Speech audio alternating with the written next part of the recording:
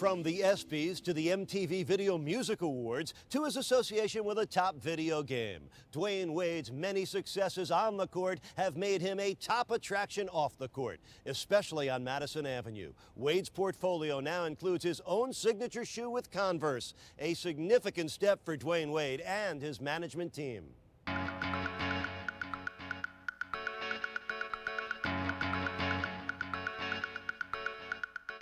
I think when you're a kid, everybody dream of having their own shoe. You dream of how your shoe gonna look, how your shoe gonna be. Hopefully it sells, all kind of stuff. So once I finally got the opportunity, I was like, well, I can't wait till it break. The signature shoe concept was being discussed during his second season last year, and it was becoming apparent that Dwyane was developing into a superstar. Over 20 years ago, Julius Erving helped make Converse a household name. You aspire to be a Hall of Famer. Having your own shoe goes with the territory. The Wade is Converse's first signature shoe since Dr. J took flight. If you're the man on your team and one of the best players in the league, then a signature shoe is a badge of honor. To have a signature shoe created for you is unbelievable. It's not too many people in sports who gets a signature shoe. It's all about marketing. I taught him how to use the free marketing world. And I just told him to be yourself, and I just told him that once you're yourself, people will accept you for you. Dwyane and Team Converse looked over thousands of different shoe designs to come up with the Wade. It's not an easy process. You know, a lot of people think that, you know, they probably just bring a shoe and they just say, okay, this is your shoe. No, I want to be a lot hands-on. Shoe is not good. If the shoe is ugly, they're going to say, man, them D-Wades is terrible. Kids look up to you. You want them to wear your products. And, you know, every little kid's gonna have their favorite player. The shoe that you're going to be wearing for the whole year. This is a shoe that everybody's going to be identifying you with. This is my first shoe. This is a shoe that I will remember for the rest of my life. There are hidden jewels in the product, the .08, which obviously is indicative of some games that Dwyane won against the Utah Jazz and against the New York Knicks. And it's just simple with black and red on it. And that's me. I'm a simple person, but also it catches your eye, and that's the way I look at myself. You put your own personality in the shoe. I mean, if you don't like something, then you don't like it. I mean, and that's the reason they show you the shoes. This shoe was, I mean, I had a big help in designing it because I'm very picky.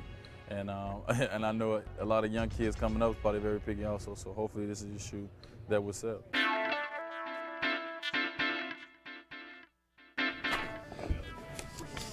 I like that. Dwyane's personality was also showcased when it came to choosing a marketing campaign. Fall 7 times, 10 of it. Fall down 7 times, stand up 8 is an old Japanese proverb. And the whole thing it's a little bit longer, but the general message is still there the same. It's basically if you get up one more time, then you get knocked down in this world, you're going to win. And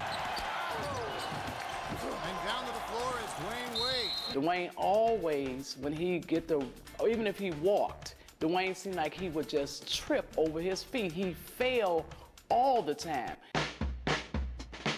Falling all the time is what Dwyane was asked to do when it came to filming his first Converse commercial. Over the course of 50 takes and 8 hours, Wade dove on the floor to recreate what he's done all his life.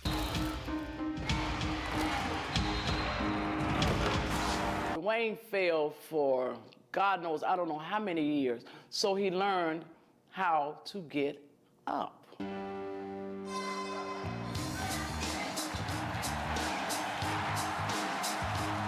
it's the one that I picked that I wanted to do because I wanted to show kids that no matter what, no matter how many times in life you fall, no matter if it's basketball or if it's in life or if it's in school or whatever's in, you got to get back up. I mean, because you can't stay down forever, so getting back up is what makes you.